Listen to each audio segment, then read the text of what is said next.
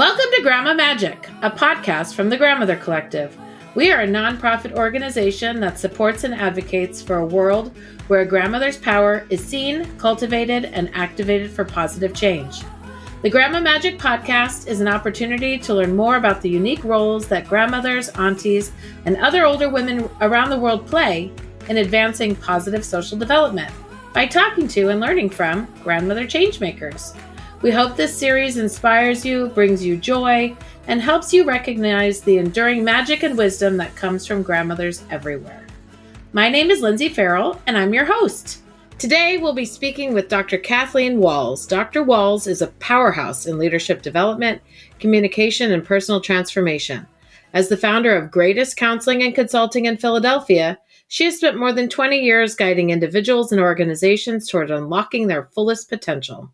With a doctorate in clinical psychology and a deep belief in systems change, she specializes in helping people move through different levels of consciousness to lead lives with purpose. She's a sought-after keynote speaker, a coach, and consultant, and facilitates crucial conversations around leadership, equity, mental health, and personal growth. Beyond her consulting work, Dr. Walls is an author and advocate for youth development. She's written The Adventures of Froggy T and Bunny, a children's book series designed to help young readers increase emotional intelligence, develop critical thinking, and build social awareness, empathy, and self-regulation skills. Through engaging stories, her books encourage kids to recognize and manage their emotions, communicate effectively, and make thoughtful decisions. She's also co-founded Sisters for Harmony, a nonprofit focused on empowering women and fostering collective healing and growth. I am so excited to have Dr. Walls here today. Welcome, Kathleen, and we're so excited to have you here today. Thank you so much for inviting me. I'm super excited to talk about grandmothers. Yeah, so actually that's where I wanted to start. When we chatted last week before, coming together for this podcast, you had really said that you have a lot of grandmas in your life, and that's been really foundational.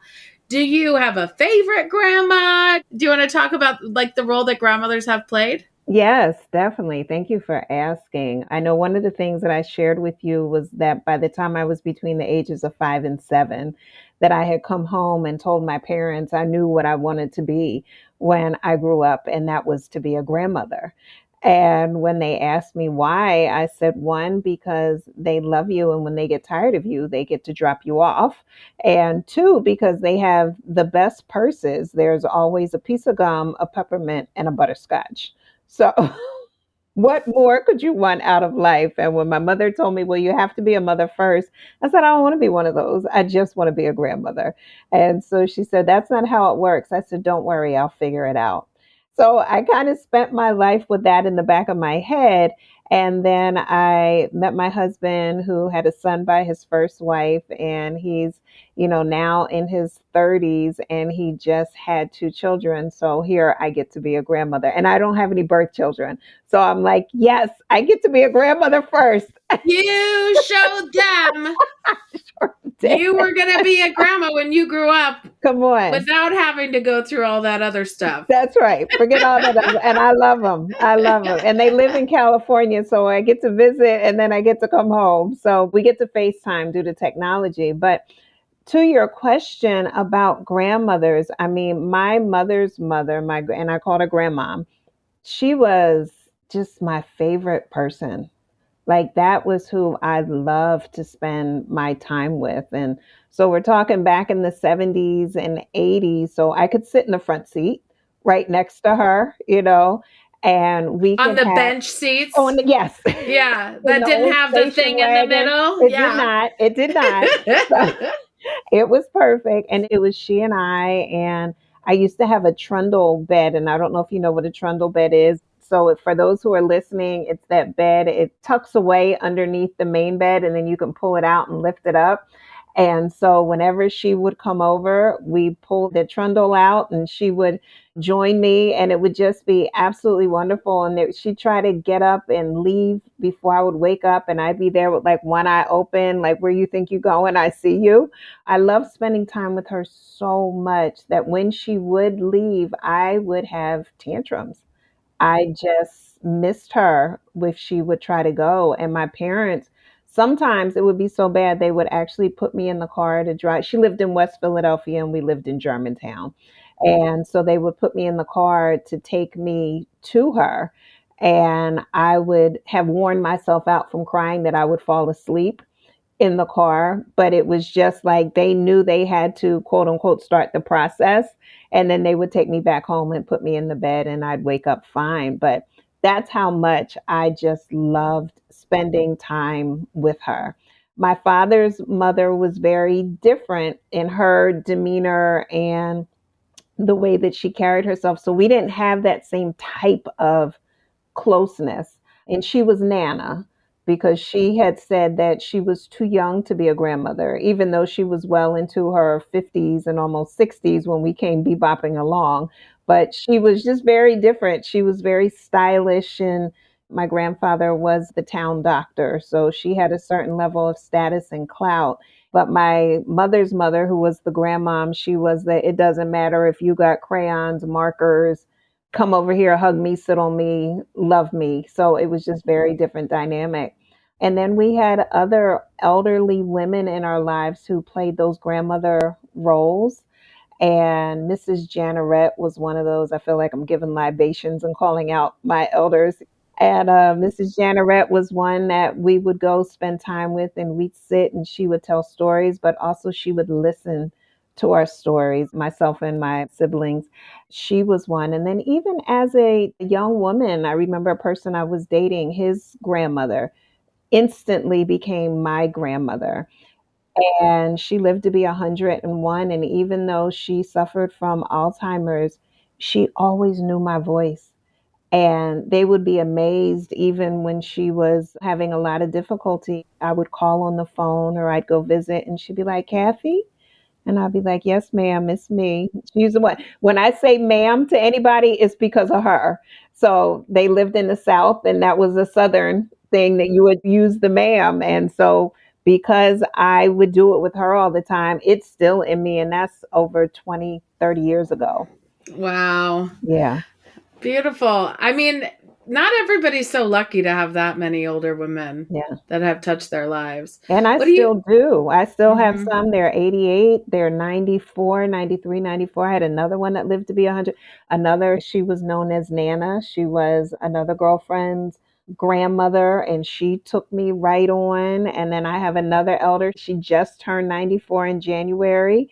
When she closed her private practice, she called me and she sent all her clients to me. So, I mean, these women, another one, fashion forward. She calls me. She's like, all right, I got to clean out my closet. Come on over here. She just texted me the other day. So that tickles me here. This 88-year-old woman is, texting me, but we communicate. So I have been blessed with a lot of elderly women who have allowed me to be connected with them and to share their wisdom and their life stories, and even just to laugh and joke, and again just to listen and guide. So yeah, it's been beautiful. Can you draw a line between those connections and that influence to the work that you've ended up doing as part of your career? Maybe share a little bit about your varied work that you have done, which is a mosaic of many things. Yeah. Yes, I love that word. Thank you. I'll have to start using that. So I'll start with the clinical work, the therapy aspect of my life, definitely influenced by the elderly women in my life, without question. And including my mother. One of the phrases that my mother would always say to me and my brothers when we were growing up was listen, listen. I had no idea I would grow up to make my money listening, but that's what I do. And being able to sit and listen to them as they would share, and then them also listening to me. So, teaching the power of exchange and actively listening to what I had to say, and me doing the same thing. So that honestly, by the time I was 8, I was often told what a tremendous and great listener I was. And adults would tell me all types of things. And then they would look at me and they say, how old are you again? And I feel like I'm 8. And they're like, maybe you should consider being like a counselor or something because boy, are you an amazing listener. So by the time I was 12, it was during career day that I asked a classmate of mine what was the difference between a psychologist and a psychiatrist.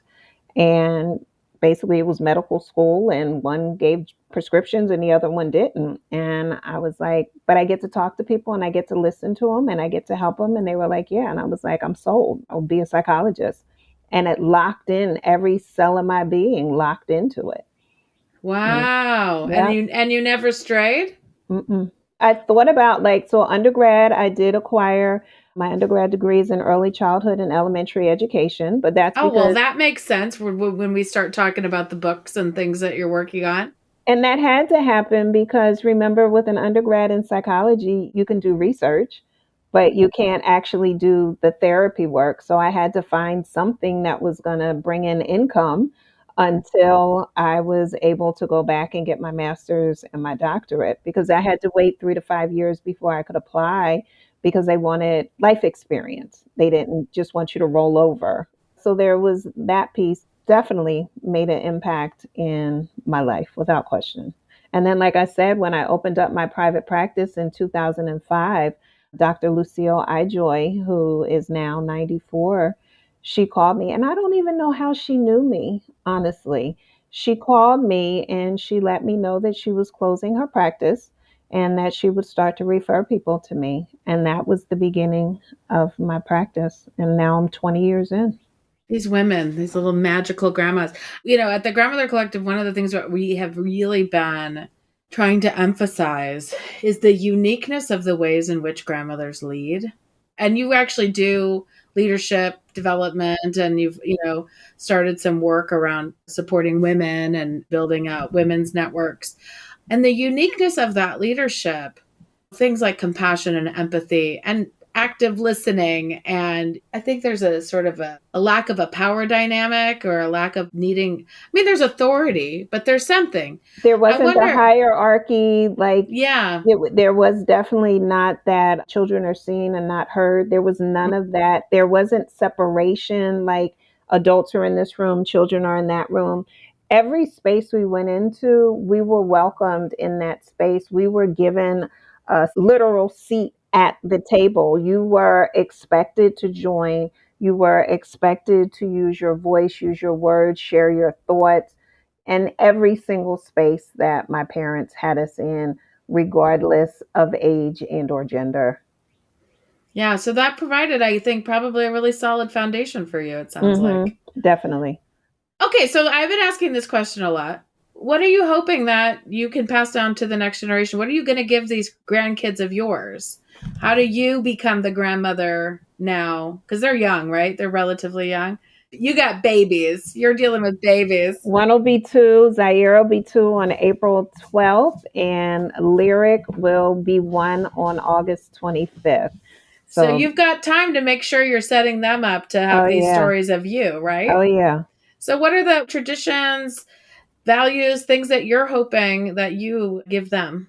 Well, I would say them as well as other young people who are in my life because I also have the quote unquote non biological, non marital relationship grandchildren who are like 12, who are 3 and 4 and 7, and all of these various spaces around the world who know me as like their god grandmother. So there's that role. Now I am Mrs. Janneret to other people. I am Dr. Ijoy to other people. So to be able to give them that space to talk, to be listened to be valued, to be appreciated, everything that I was given, I make sure that I give to them. They know they have access to me even if I'm in the throes of a presentation, if that phone goes off, it's like, I need y'all to pause. This is one of my grands. I got to tend to it. And most people can connect to that. So to know that someone is there and community is there, and you have family outside of your mother, your father, your brothers, sisters, there's someone there for you. And that's something that they know and that I hope that they continue to know and experience. I think about like my 12-year-old who she knows that if her parents are going away, she can come over here.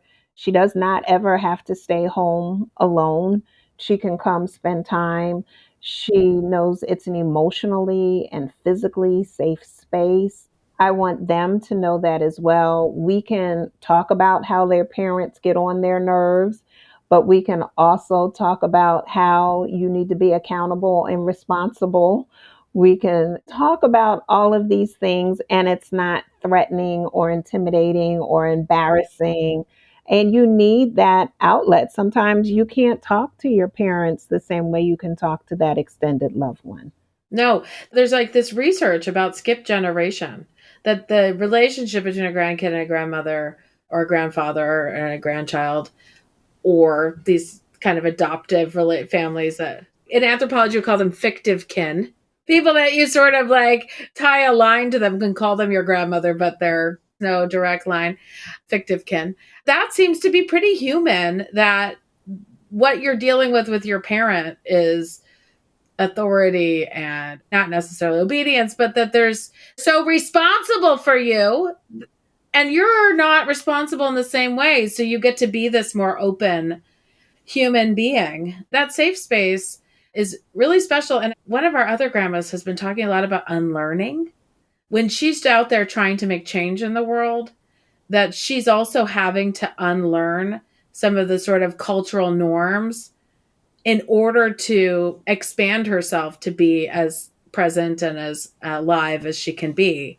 And it sounds to me like you were brought up in what might have looked like a very progressive home, like to have those sort of, and it seems like you're passing down that as well. So let's talk about your work, which you kind of talked about with your therapy. But what are you doing right now? How are you spending your days?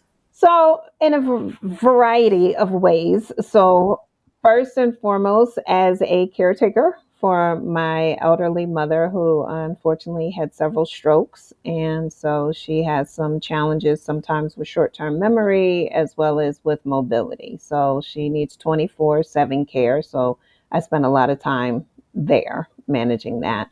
I also spend my days as a wife. And so there's that. And then, of course, there's my professional life, which is divvied up in many ways. And so one is as a clinician, so providing counseling and therapy services, also as a leadership coach. So I do that as well, providing professional development trainings and so forth, also helping businesses establish themselves and make sure they're in alignment with their mission, their vision, and their values, making sure they're organizing themselves appropriately, structurally, infrastructure, as well as making sure they're delivering all the services that they want to. Then I also have I'll go to the animals and then I'll come back to the books because I'll spend more time. We're piecing the mosaic together. That's right. That's right. And then I have the Animal Care Center, which provides boarding services to cats and dogs specifically. Okay, actually, this one I don't think I even knew. Oh. I don't even think I knew that you had this. Okay, all right. So my father was one of the first 3 Black veterinarians in the state of Pennsylvania, and he opened up his private practice in 1976 and was in the same location at Green and Armat/Maplewood, right in the Germantown section. We've been right there on the corner since the September of 1976. And so when he made his transition in September of 2017, instead of closing the practice, which had been there for 41 years, I, along with my husband and my younger brother, kept it open and we rebranded as an animal care center, Green Street Animal Care. And we specialize in boarding of cats and dogs. And we have a visiting veterinarian that comes once to twice a month to provide vaccination and wellness checks. Wow. Amazing. Yes. Okay. So that continuing legacy is very important to myself, my husband, my brother as well. So that is something that we do. And then we have our nonprofit, Sisters for Harmony, which is about empowering, educating, uniting, and networking with women globally so that they can live their life on purpose and with purpose. And we do that through a variety of activities, such as our monthly vodcast, which we do the first Thursday at every month at 7 p.m. Eastern Standard Time on my YouTube channel at Ask Dr. Walls 525.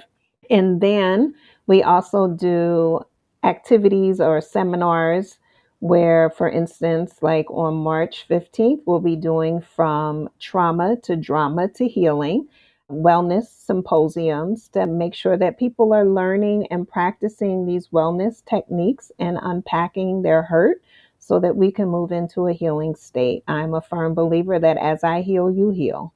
That's the interconnection that we all are one. So let me help do my part. So you also ask about what do I want to pass down to my grands and my social grandchildren and social children. I want to make sure I'm passing down that we can do our part, right? That I'm living my life on purpose and with positivity and having a positive impact in the world. So doing that as well. And then I get to my book. I'm not really sure when you have time, but okay. What's the last thing that you're working on? I don't know if there's ever a last. Yeah, there will be a next. But the last in this list, maybe. So I do have my designated adult, really self help books like Live by the Spirit, which are those insightful downloads that you have where you have those aha moments and you can capture it and be able to share it with others, which hopefully helps them unlock their aha moments. And then I have the Greatest Soul Journey, which the greatest is an acronym which stands for God restores excellence, activates talents, encourages spiritual transformation. And that's a workbook style journal. And then I have my Empire, which is the Adventures of Froggy T and Bunny, a hip hop tale series. And those are books to help with social, emotional development, character building, feelings, vocabulary, really building that emotional intelligence, as well as building fluency, literacy, comprehension, and all of that. So those are my babies. So right now there are five. There are a frog and a rabbit, so they're prolific. So they just keep going on and on and on, right? They'll never stop moving. That's right. So right now there's five published story books, and all of the story books have glossaries at the end as well as processing questions for the individual, but they're also great conversation starter questions. And as we're talking about, are we talking about grandparents reading to their grandchildren about topics that don't have an age, right? Bunny gets bullied. Have you ever had that experience? What do you recommend you do? How do we represent our family values? These are real conversations we need to have. We're looking at things like social cues with clueless, careless Colt, who just keeps saying things out of his mouth, not realizing the impact that he's having on people. But as you can see in the title, I'm also teaching alliteration. So all of the books rhyme. So part of the fun is finding the rhyming pattern in the book, hence why they're a hip hop tale, besides being a frog and a rabbit. So we can now create predictability. Well, if this word ends like this and sounds like this, even though I've never seen this word before, maybe this word sounds like this. All right. So to even provide encouragement, let's try it. Let's say it together. So there's the storybooks, which are wonderful. I've also created activity and coloring books as well. And then, of course, we have to have journals because it's important that we Learn to express ourselves. Yeah. capture our thoughts and our dreams. Beautiful. Kathleen, I'm curious in all of this work that you're doing, leadership training, supporting women to connect with each other and feel empowered, developing these tools for social emotional learning. What is the thing that you're reacting to? What's the thing that you felt was not out in the world that you needed to fill? That's a great question. I would love that. And I love it for various reasons because I go into organizations and consider myself a gap filler. So I'm constantly looking to see what's missing to help bridge and create a more fulfilling experience for people. So for me, I think a lot of it was the educator in me saw people who understood theory but didn't understand practice. And to create tools that made applying this information relatable. And I'm going to put quotes around the word easy. So I'll say it easier and safer, because a lot of times I was a social skills consultant for about 20 some years. And many times teachers would say to me, like, I don't know how to do this social skills stuff. And I'm like, all right, let's take a look at the lesson plans. And I would create curriculum. I would create lesson plans where really they were menus. Just if you read this verbatim, you will have taught this skill. And I wanted to create opportunity. The same way we have sentence starters is the same way people don't know how to start conversations. And so this is why in the back of the books, I put the questions. If you don't know how to start the conversation that needs to be had within families, just read the question and let's talk about it together. So there's points of connectivity that I think people have challenges with, and especially now with social media, with texting, and so forth, conversations don't know how to start. I was in a coaching session this week. I was in a session this morning, and these were the questions that were coming. And these are people who run companies, as well as the everyday person who is trying to figure out, how do I talk to my boss? How do I start this conversation? And that's what we did. We figure out how to start the conversation, which feels authentic to you.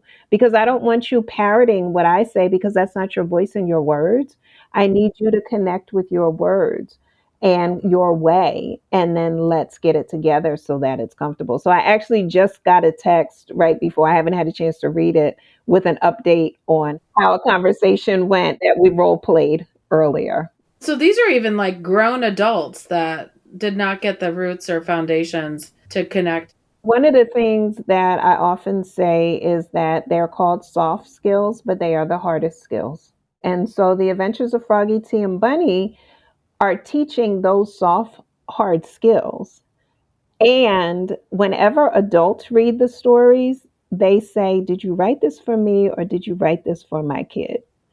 And I say, I actually wrote it for all of you. Have you ever seen this cartoon called Bluey?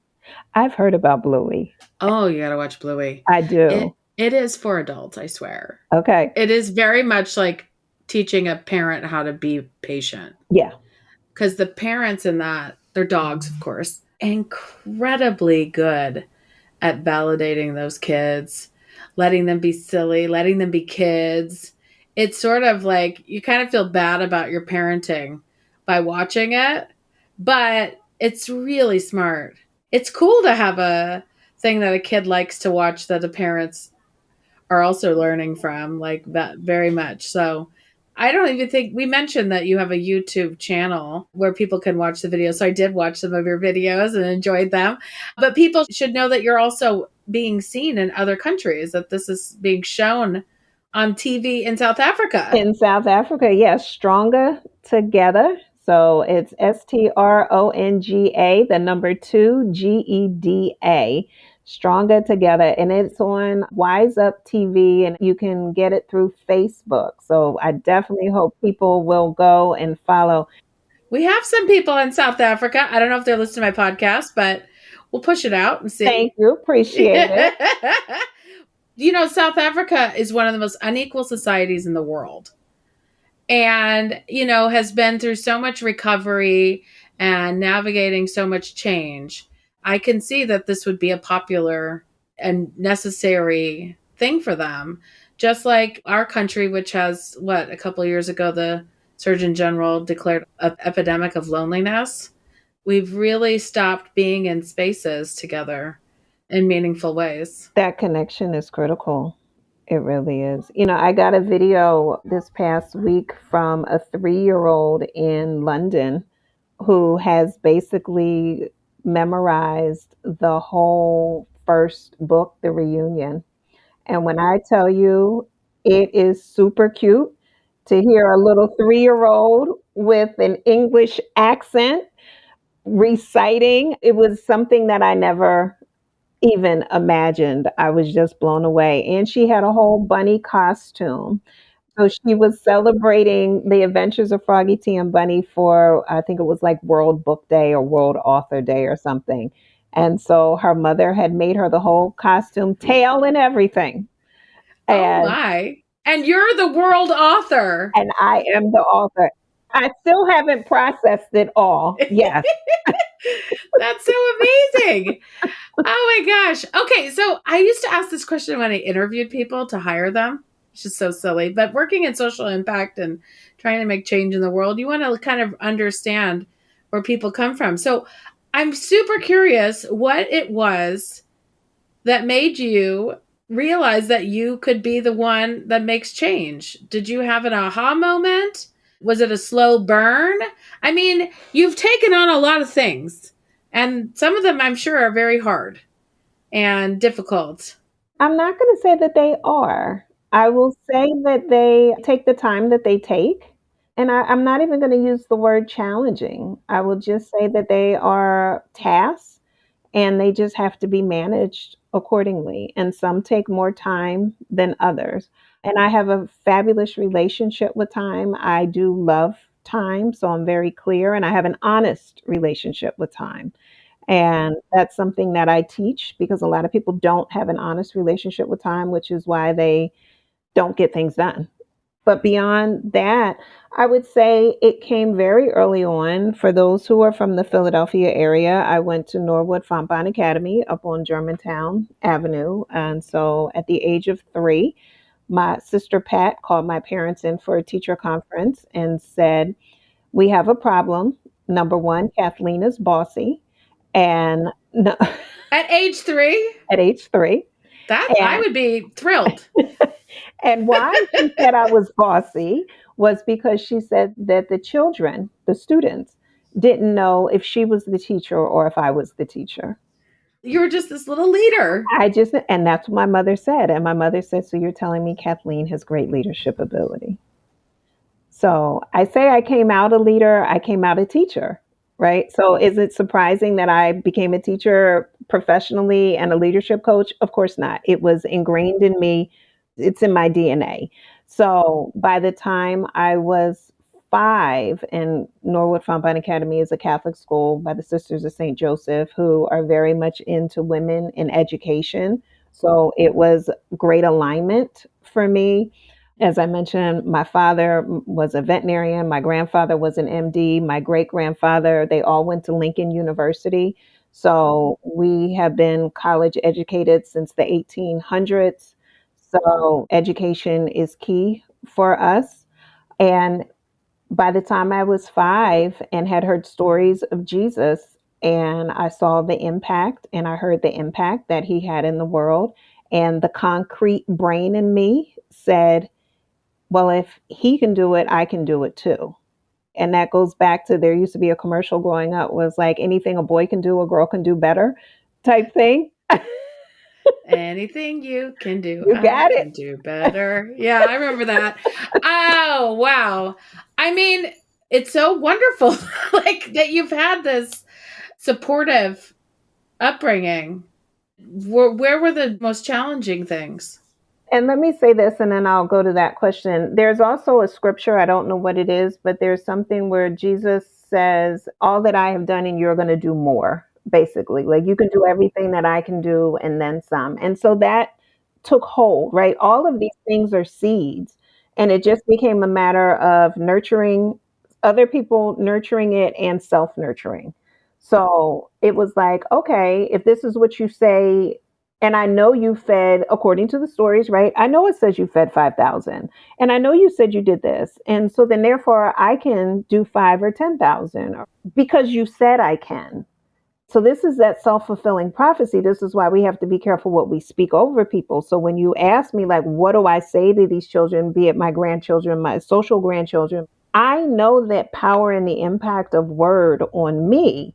So I am very mindful. So even in the stories of Froggy T and Bunny, it is about empowerment because I had to be very careful in those stories that Froggy T wasn't coming to rescue Bunny. See, I'm not going to repeat damsel in distress and you need a prince and a king to help you. I need you to know that you're empowered. You can receive support and assistance, but ultimately the power lies within you. So that was very clear to me early. You also really feel like you avoid deficit framing. Right. That's not been part of your story at all. By fourth grade, I had told my parents failure doesn't exist. Now, if I'm not meeting a standard that you have, then I need to clarify what your standard is. But it doesn't mean that I failed. It just means I didn't know what it was or I didn't have an understanding. And so I just may need a little bit more time.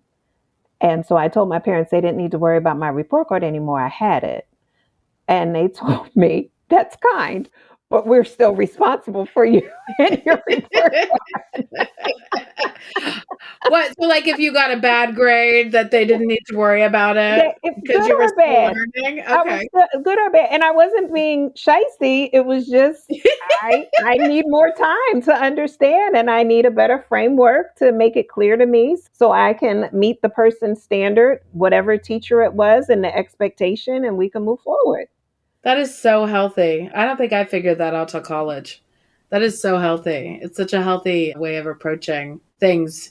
What so many of us, I think, struggle with is feeling like an imposter or feeling like we don't have what it takes. And what you said about time, like having a good relationship with time, that is something, I kid you not, by talking to older women as I have been doing, who are older than me, sometimes 10, 20, 30, 40 years older than me, it has only made me realize that the urgency and worry that I wasn't putting enough into the world, all of that you have when you're young and you're ambitious and you're whatever, realizing like my journey is long and there are so many ways that I will remake myself.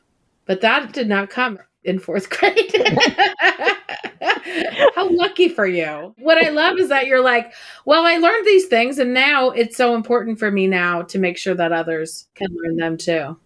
And it's been there. That pass back has been, and I think it started early on with my elders. That idea of Sankofa, where we look to the past, we get what we need, we use it in the present to help our future be better. That philosophy was instilled in me.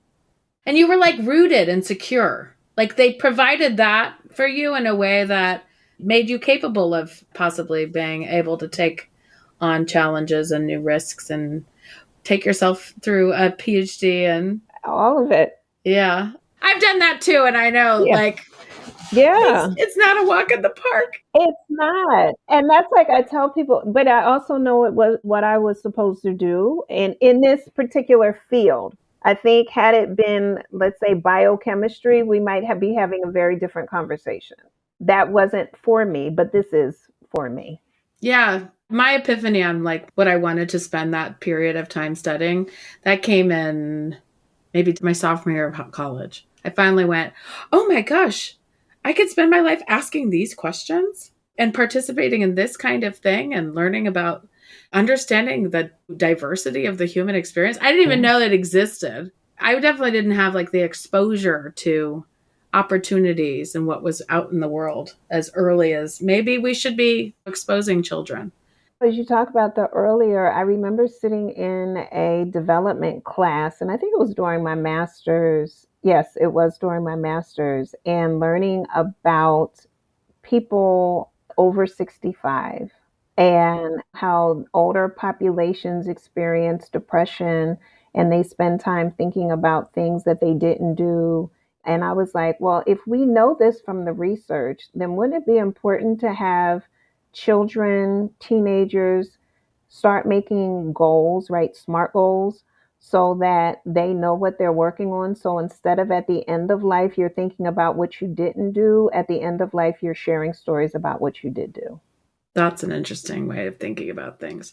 But what I've also noticed is that you can be 65 and start something new. Correct. 100%. And you can be 75 and start something new. Yes. And you can be 80, and we have to redefine that narrative also. Yes, we do. So that when you get to that age in life and you say, But I actually have all these skills and resources, and I know people, and I know how to get stuff done. I can apply this towards more things. So my 94-year-old, she still goes in the studio. She makes songs, she makes stories, she makes commercials, she does vignettes. So this is who I look to. My 70 plus is one of the leading, what is she? 73? I think she's 73 or 74. She is one of the leading fitness people. Her body is ridiculous. And so it's just like, I'm thinking back when I was growing up when, what is her name? Joan Collins was like, this is the new 50. And everyone was like, oh my goodness, like a 50-year-old looks like that, like the new 70 and the new 80. So it is very different. So even the other night when my mother, who's 83, she'll be 84 in about 3 weeks, she said, well, I'm old. And I said, no, you're not. And so she goes, well, if I'm not old, what's old? I said, 450. And so she was like, oh, well, then I still have stuff to do. I said, you sure do. So let's go. But it's that framework, right? If I think that I am, then I will be. Yeah, positive framing. It seems to be very much a theme in the work that you've done and pushing. Okay, so what's next? What are you looking forward to? Are we just going to keep growing Froggy Tea and Bunny, more places? What else are we working on? Yeah, so I already have Froggy Tea and Bunny books written. So some of them are already edited and will be headed to the illustrator this year. My plan is to release a new book just about every year. There will also be additional coloring books and workbooks. I'm super excited. Their official trademark just came in last week, so we can grow even further. They have a store with t-shirts and sweatshirts and blankets and all of that. So that's fun. That's designing for me. And I create all of the project puzzles and so forth. So there's that. Oh yeah, I did forget to mention that I am also the lead actress, Lioness, in the web series Kadaka. Oh my God, I can't believe you added something. Okay, you're the lead actor. What's the web series called? The web series is called Kadaga, Kadaga, and it is on YouTube on UCCN TV.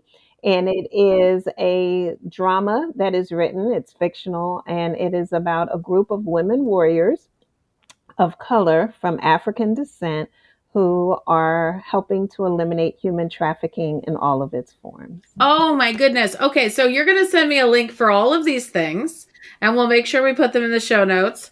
And we're on season 4, so I've been doing this. You're going to keep acting. Yeah. Oh, Kathleen. I don't think we're done with you. I think we will bring you back for something else. You see why she said you got to meet her. Yeah. I don't think we're done with you. And, we've got this whole group of women who really want to write. And so we're sort of figuring out different ways to give them access to inspiration and people they could talk to. So I really don't think I'm done with you. Okay. All right. Well, I look forward to the next. You have to add to your giant mosaic. I have this vision of like an actual mosaic with like little colors for the different things you do. Yeah, exactly. Well, it's delightful to meet you. You too. I am just thrilled that you could join me. Thank you. Thank you for this time and this opportunity. I appreciate it. Thank you for joining us for this episode of Grandma Magic. We hope you were inspired by today's conversation with Dr. Walls and gained new insights into leadership transformation and the power of intergenerational wisdom. If you're as passionate as we are about amplifying the voices and wisdom of older women, we invite you to get involved. Follow the Grandmother Collective on social media to stay connected and discover more stories of change makers around the world. You can also participate in our storytelling initiatives, submit your own stories for our Substack publication, engage in conversations in our writers groups and book clubs, and join our monthly storytelling circle to share your own experiences. And don't forget to subscribe to Grandma Magic wherever you listen to podcasts so you won't miss future episodes filled with inspiration, wisdom, and the enduring magic of grandmothers.